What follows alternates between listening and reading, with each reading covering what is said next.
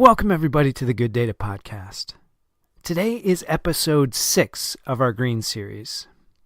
Anyone new to the Green Data Center series podcast, welcome. To give you a brief overview, we started with software and how well-written software is actually a green initiative, contrary to, I think, what a lot of people think. Then we went to server hardware and electrical systems. Then last week, we took a weird interlude to kind of wax philosophical regarding why anybody should care about green. Now we're looking at an extremely important and often overlooked aspect of green data centers, automation. We're going to talk about how data centers are built and commissioned, how PUE gets metered and the problems with that, how building automation works and how that ties into data centers. And finally, what's on the horizon to make data centers run more efficiently just by improving automation? Let's go.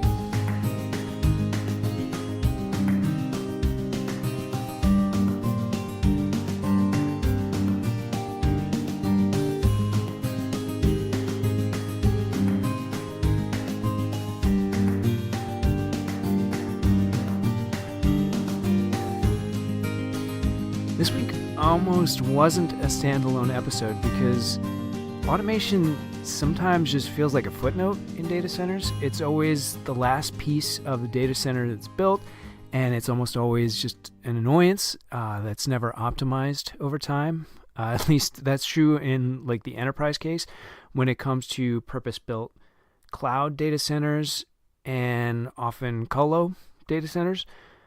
Automation seems like it's really poured over and every possible savings is run out.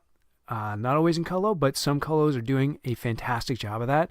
But man, enterprise data centers and the majority of small to mid-range colocation providers that I have seen really don't have the capability or the desire to optimize automation. And the question is why? And I think the answer is because it's really hard. Automation is, it's built on pre-established software and methods, and they're not necessarily built specifically for a given data center. They're not optimized for a given data center. And it's pretty difficult to properly engineer the automation system for the implementation. When you start to look behind the curtain at the programming, it's got these decision trees and PID loops. And if they start to really optimize things, those decision trees become incredibly complicated. It's like you're looking at, okay, what is the enthalpy of dry air in this data center envelope? And then, okay, if it's above X, then let's turn on this fan. If it's below X, then let's turn on a humidifier. And if it's within X, all right, go to the next decision. Should we be in cooling or not cooling? So there's these kind of built up decision trees that happen within that, and they work together. If you start turning on a humidifier, let's say it's an ultrasonic humidifier, that might actually decrease the temperature in the data center because of adiabatic cooling. So nothing happens within a vacuum, and yet all those PID loops don't really talk to each other. It's just one starts after another sequentially a lot of the time. That's not always the case, but it's sort of the way that most integrated building management systems are working. There are systems within, say, crack units or something that work differently. We'll get into that. But optimization is really hard. So it's not like you or I or most people can just go into a building automation system and make the fundamental changes that will really make the system work better. Some of that is almost more art than science. You can change the variables within a PID loop to make it work better, to ramp up at the right rate. But nobody ever does that because it's very, very complicated. And you're never sure if the given change that you make will work on all conditions. So it's just much probably better to play it safe. So when the building automation system is initially installed, it's not always tested. A lot of times, building automation systems just test to make sure the points are working, but the actual behind the scenes, whether or not it's working optimally, is never checked. If it is checked, it's tested during commissioning, and not every data center is properly commissioned. You can check that all the wires are landed properly. You can check that every sensor is giving feedback that seems about right, but it's not like anybody actually puts a hairdryer to a sensor and makes sure it's working. You just kind of assume it is, and it almost definitely is. It's not like those sensors are fail often, or if they do fail, they don't give wrong information so much as they just don't give information. So there are a lot of assumptions you can make about that are probably correct. But if they are tested, if those BMS systems are tested, they're usually tested with load banks that are just pumping out heat. It's basically a giant toaster that pumps out heat at full load. So if you have a 500 kW UPS, you're testing that UPS at near 500 kW, 90% or so. So if you are going to be in that data center, but you're not going to have 500 kW of load in the data center, which is usually the case for an enterprise, then that testing that you're going to be doing isn't accurate to what's actually inside of your data center. So if the system is expanded, it's not likely that it's ever going to be properly commissioned. So let's say you start at 500 and you move to 1 megawatt, then usually if the data center is already populated, so you're not going to re-test everything because that would put your existing stuff in danger. So as data centers change, they actually get worse and worse and worse in general in terms of the optimization of their BMS systems.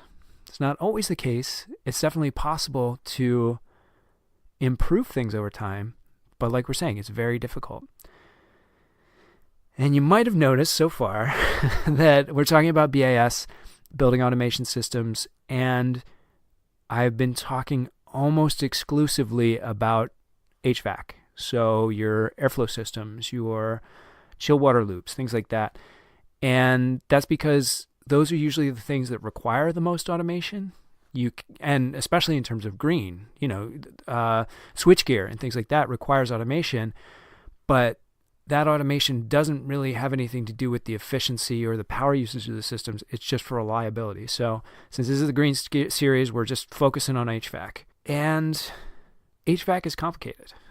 There's especially, you're talking about all the different systems that have to work together. There's a back and forth between the chilled water system, the air handler systems, the condenser water systems, and everything has to play nice together.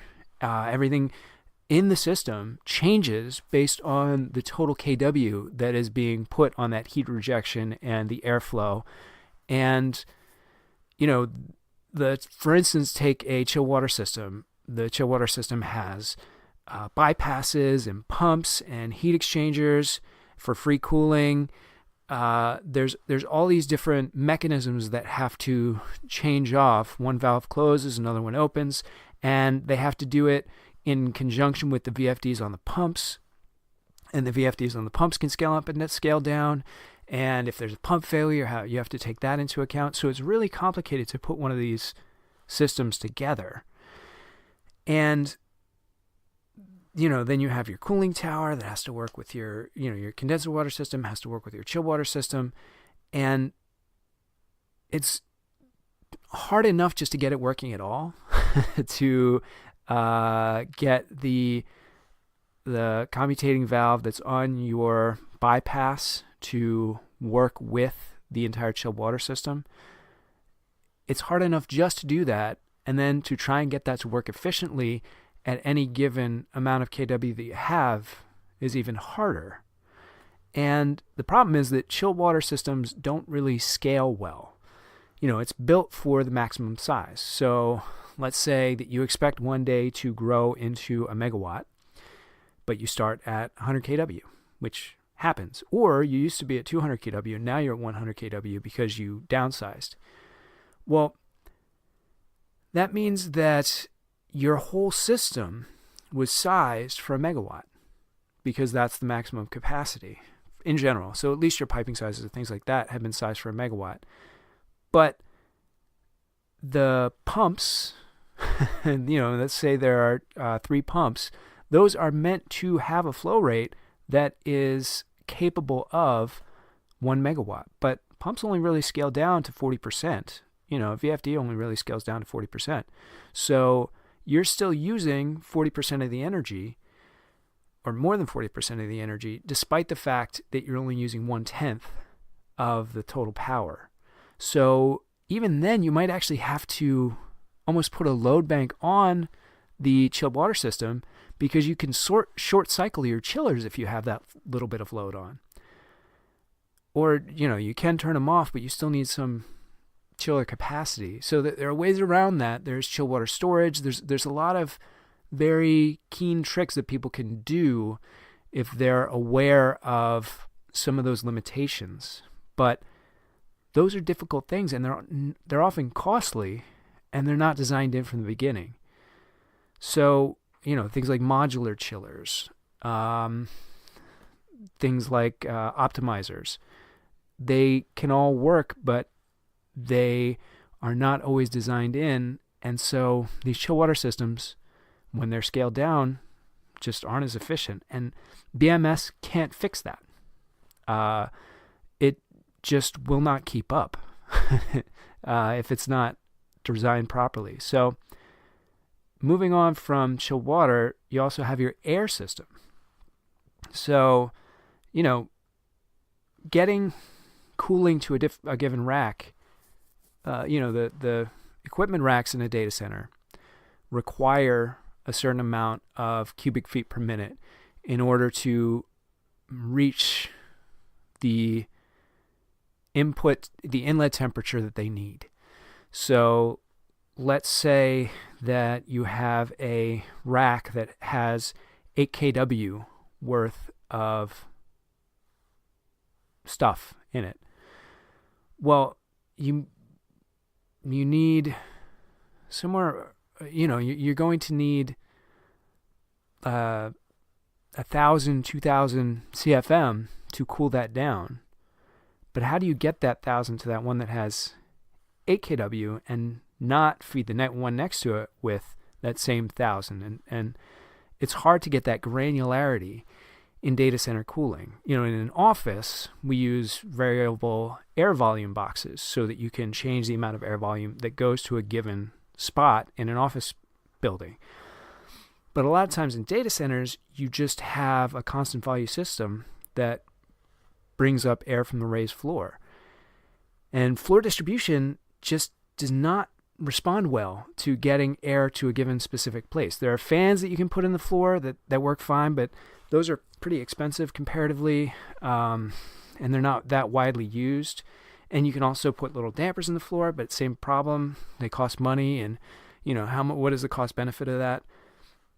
Now, when you have hot aisle containment, you don't really have to worry about it, because the entire room, if it's used correctly, the entire room becomes this sort of hot box or a cold box. So the pressure is even across the entire room, and as long as there's really not that much leakage across the data racks, that whole cold air volume is always available for every rack. So you don't have to worry about the CFM to a given spot as much. It's why it's one of the many, many reasons why hot aisle containment is very, very effective. There's also in-row, rear door cooling that work really well, because they're right at the right spot to get air right where it is and reject it right where it is. And so it can ramp up or ramp down based on the very specific, hyper-specific rack temperature nearby it. So it gets air to the right spot. it responds to nearby sensors, and it gets the hot air immediately. So it's really easy to automate. Whereas a big crack unit, if you turn one off, that changes the whole underfloor airflow system. But one of these little in-row or rear door units can just turn on and off, and it doesn't affect anything else in the system. They're expensive though, and they're harder to get in place where they need to be, but they are incredibly effective and efficient. But if you don't have that 8 kW per rack requirement, then you're spending money on these rear doors and there's no real benefit to it. Like I was saying, the craze on the perimeter, if that's the type of cooling that is in a given space, they don't respond well to dynamic demand. They don't ramp up and ramp down based on this rack. They can ramp up and ramp down based on the total return temperature that's in a space, but that's very inefficient because let's say one rack is basically off, but another one's putting out a lot of heat. Well, it might be that the return temperature is pretty low, so that one rack is just not getting the cooling that it needs.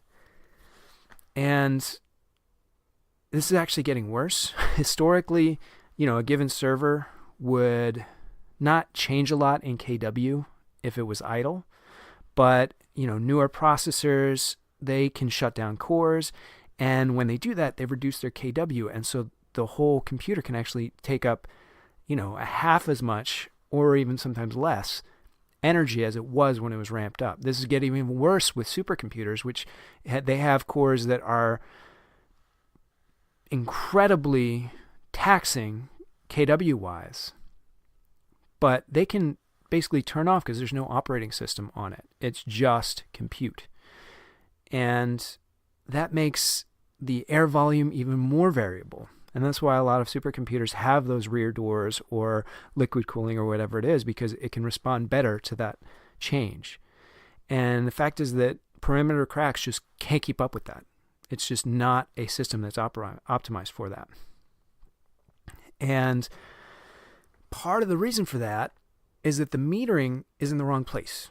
It's in the return of the crack unit. It's not at the server or rack that needs that. And even if it is at the server or rack that needs it, you can't easily adjust the crack unit to just get air to that one section. So this brings us to metering. You need to meter at the right spot. And the right spot, ideally, is the inlet of the server cabinet, or even more specifically, is the actual processor of a given system. Processors can generally tolerate up to 80 degrees centigrade, which is like 160 degrees Fahrenheit. But that's really just like 1 square inch of silicone.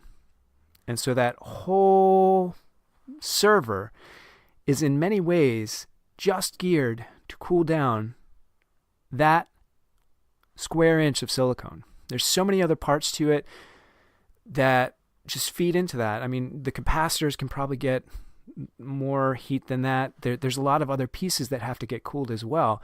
But the part that produces the most heat is generally that little slab of silicone. So I mentioned this before, but I want to get back into it. There's another opportunity here that I think goes unmentioned, which is that you can link your BMS system, your BAS system, into your computation. So servers these days have control points that actually show what the server temperature is, the chip temperature is. And as I said before, the chip temperature can be 75 degrees centigrade. And that really should be the metric that we use for data center cooling. I'd love to make that change in ASHRAE. I would love to make that the new standard for this kind of stuff, that instead of looking at the rack inlet temperature, we actually look at the point that matters, which is that chip and the power supply and the parts that actually do overheat. The front of a server doesn't overheat. It's the pieces in the back. It's the stuff that gets really hot. So by taking those SNMP points from the processor and from the motherboard and all the points that are actually being recorded and putting that into our BMS, that is such a possibility for even additional accuracy on the cooling in a data center. And that's not there yet, but I think we could get there pretty easily. The problem with a lot of this stuff, though, is that if you were to measure the temperature at the chip, you would have a lot more points to measure. Instead of measuring at the front of the rack and having 1 point, you would have up to 42 or more points in a given rack that you're measuring. And a lot of these BMS systems actually charge you by the point. That's how they do their billing process. So by increasing that number of points, you're spending a lot more money. So it's a tough call in a lot of ways, whether it's a good idea to increase that number of points because you might be paying out the nose. But at the same time, it's a better system. That's all these constraints and trade-offs on how these things are run makes it very difficult. Now we have to take a quick break. Today's episode is brought to you by Green Lane Design. Green Lane has been designing, engineering, and building critical facilities for over 10 years, including major enterprise customers as well as co-location facilities. GLD has designed and developed an integrated stack of design disciplines.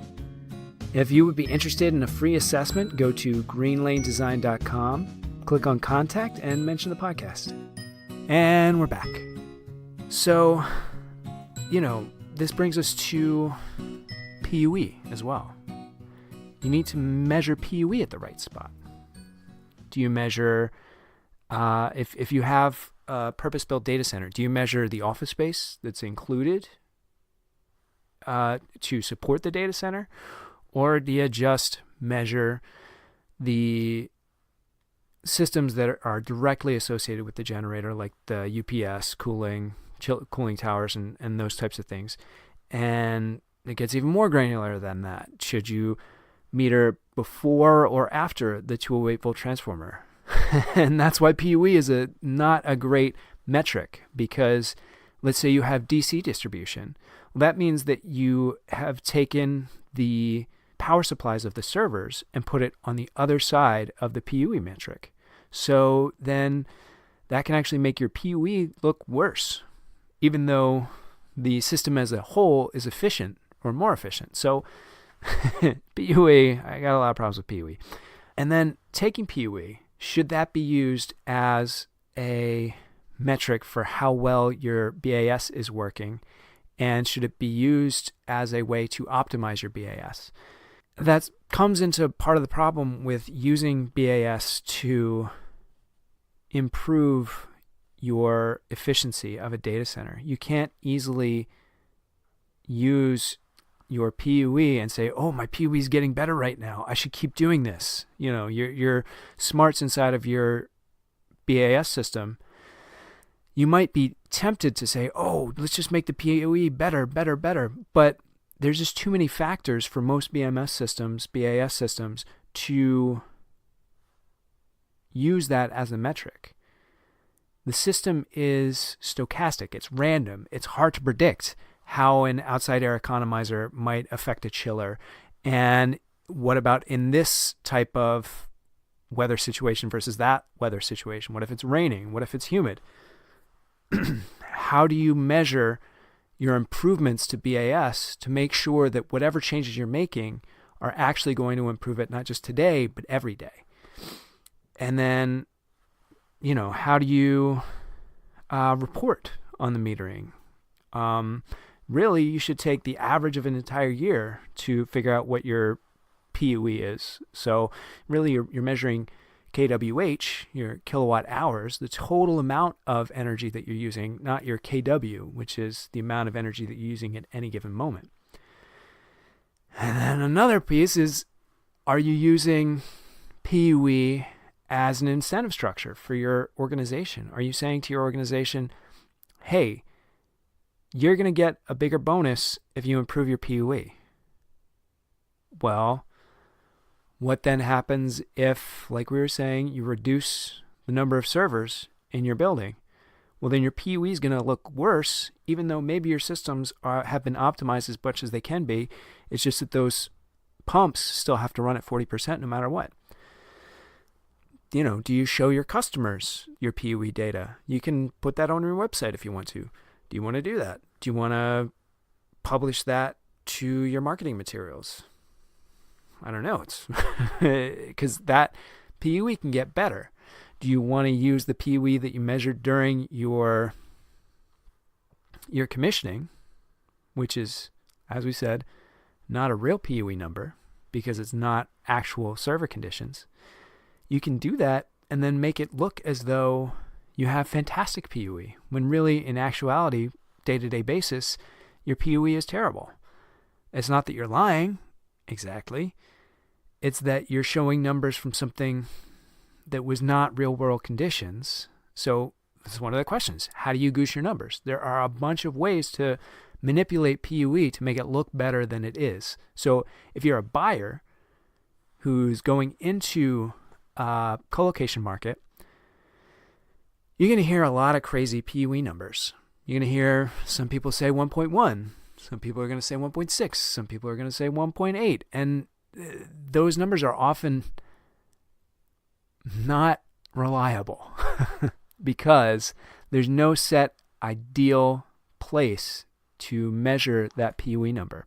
So, if you're a buyer and you're worried about this kind of stuff, I'll be honest with you, do not trust PUE from anybody unless you look at a single line diagram and you look at the current PUE and you look at their BMS system and see behind the curtains that the PUE is this.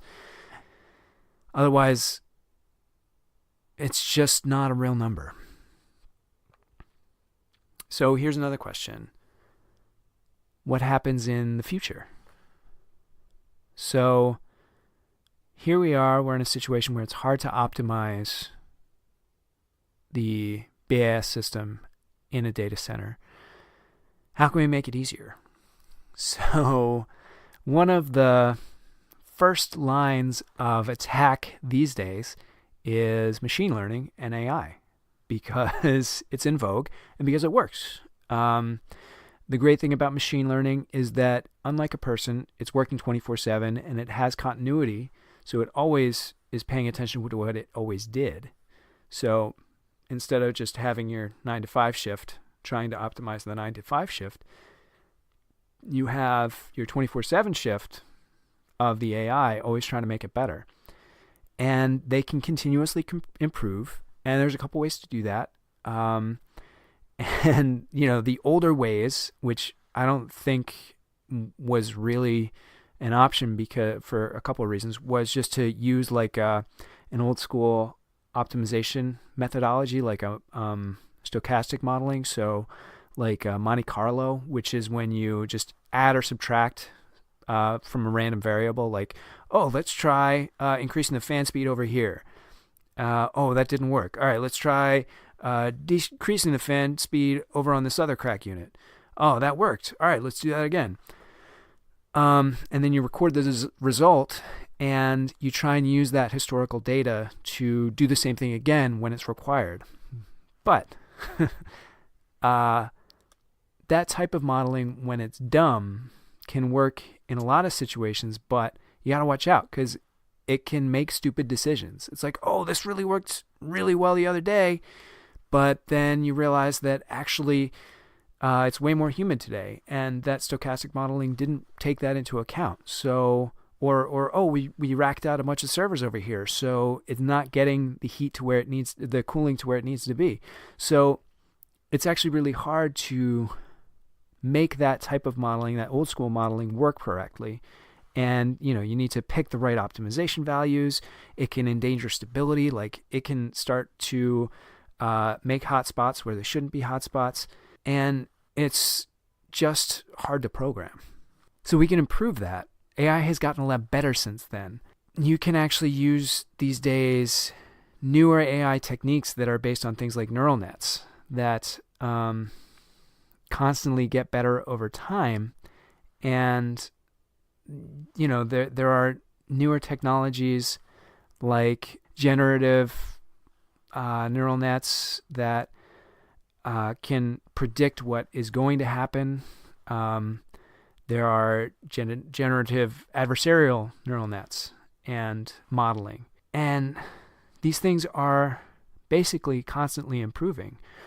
I brought it up in the last week's episode, but I want to bring it again. The AI that was made just recently called This Person Does Not Exist. It's like thispersondoesnotexist.com. And it's these amazing portraits of AI created people that aren't real. And those types of similar types of neural nets can be used to look at what your data center is running at right now. Try some of these different types of stochastic modeling, but with a more targeted methodology that's like, well, I actually know that in general, if I increase that fan speed, it's going to improve the airflow where I need it. That's much better than that just, guess and check methodology that is usually there. But it still has a lot of the same problems, that AI can really be unpredictable. So you need to have a lot of safeguards in there. And there are companies that are doing this type of updating to the software. Google, many years ago, moved to a model like this where they instigated a machine learning algorithm in their data centers, and they saw a substantial improvement in their PUE because of that. And the great thing about these neural net models is that they learn on their own in a way that doesn't necessarily require the same human oversight. So even an enterprise data center operator might be able to make this work without having to fine tune and poke at it and prod it and make sure that every variable is working the way it needs to. And they just get better with time and make better decisions with time and can really see big improvements day to day, week to week, month to month, year to year without the same investment of human capital as having 3 shifts staring at this screen day after day after day. Those people could probably be doing much more important things like making sure that everything is actually working, going into maintenance and, listening for belts that are slipping or things like that. It's much better to have those humans doing human things than doing robotic things. So I really think automation and optimization go hand in hand, and that there are so many opportunities for savings, and especially for being green, because there's no additional systems that need to be put in place to make automation better. It's just making the software better. It's not like you have to add some kind of extra heat rejection or something like that. There's no added complexity to the mechanical systems that are required. It's just making sure that those mechanical systems are working to their best. And the great thing about this is that there are new methods that are coming out every year, and those methods are going to improve at, I think, an astonishing rate. That as we get these neural nets in there that are much better at taking data and optimizing it, we will start to see the efficiency of these systems grow and grow and grow in a way that will really affect the bottom line. But I just want to drive home the idea that you have to be careful, because this stuff is software heavy. It is prone to problems. There is the opportunity to really make some kind of huge blunder, suddenly, sucking in a boatload of snow because it got blown against a fan, and a normal BMS system probably wouldn't do that, but maybe an AI type would, or some strange freak occurrence that would be possibly more likely under an AI scenario than would be likely under a normal BAS system. Not to say that doesn't happen on a BIS system, but you just got to be careful because you never know.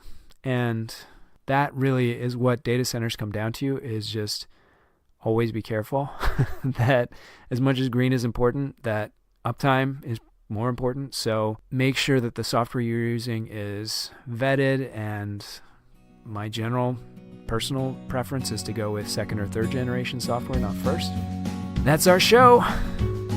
I'd like to thank Greenlane Design for sponsoring this episode, and I'd like to thank JukeDeck for providing our music. AI generated, pretty cool. I really appreciate everybody who's listening. You can find me on Twitter at data_good, and on LinkedIn, just search my name.